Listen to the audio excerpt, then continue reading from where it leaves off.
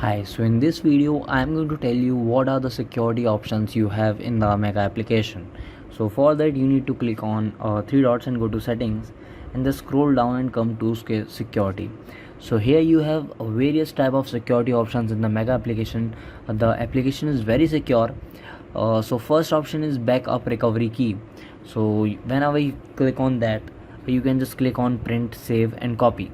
What is the recovery key? Whenever you lost your password, you can just type this recovery key in the forgotten password. Then it will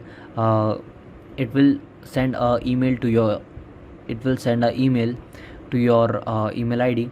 Then you have access to change the password directly if you have this key only.